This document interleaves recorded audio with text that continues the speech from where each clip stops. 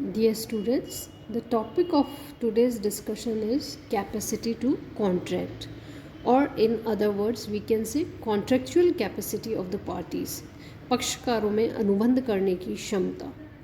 Now this topic is delivered by Dr. Archana Tiwari, Assistant Professor in Business Administration, SPC Government College, Ajmer.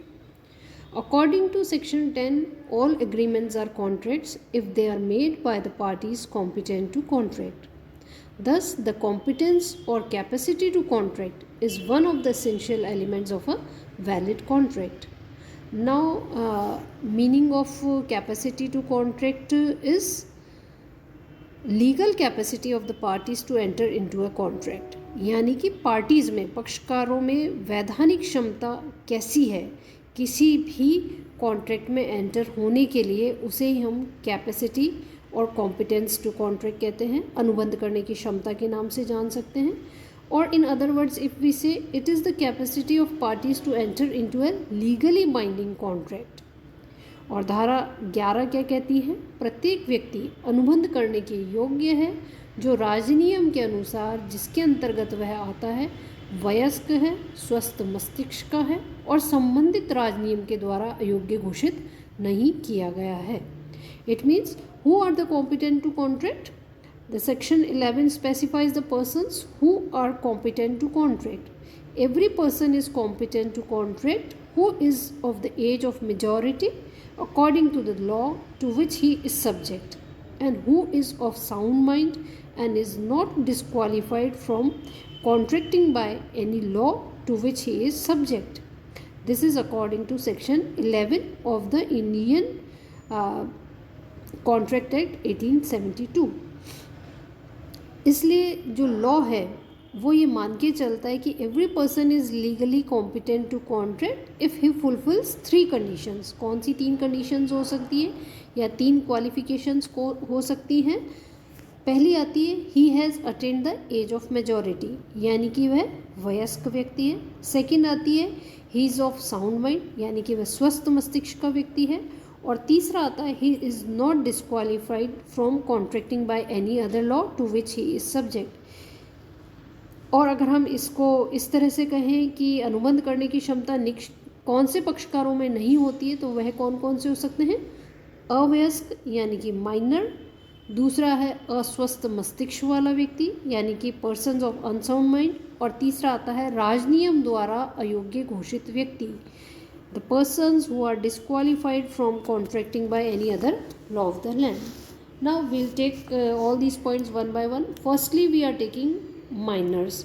Minor कौन है या अवयस्क व्यक्ति कौन है? Any person who has not attend the age of majority prescribed by law is known as a minor.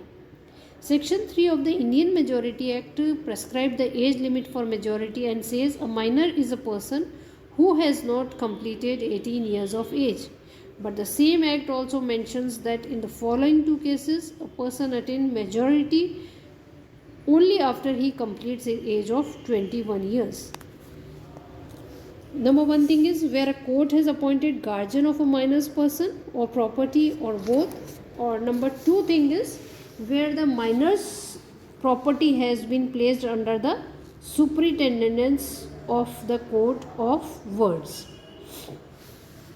अब इससे संबंधित कुछ रूल्स भी हैं. तो रूल्स में पहला रूल आता है the law must protect the minors, यानी कि the first rule is that the law must protect minors against their own inexperience and against the improper designs of behaviour of those advanced in age and experience. Second आता है इसमें the law should not cause unnecessary hardship to other party. The second rule is that in pursuing the above philosophy or rule, the law should not cause unnecessary hardship to person who deals with minor. And the third is enforcement of agreement possible if minor is a beneficiary or promisee. Minor may enforce the agreement against the other party if he is a promisee or beneficiary in the agreement, subject to the condition that minor has performed his promise under the agreement. So these are the parties. ऐसी parties हैं जिनमें कि अनुबंध करने की क्षमता नहीं है. पहली आती है अवयस्क अस्वस्थ मस्तिष्क वाला व्यक्ति। स्वस्थ मस्तिष्क वाला व्यक्ति कौन हो सकता है?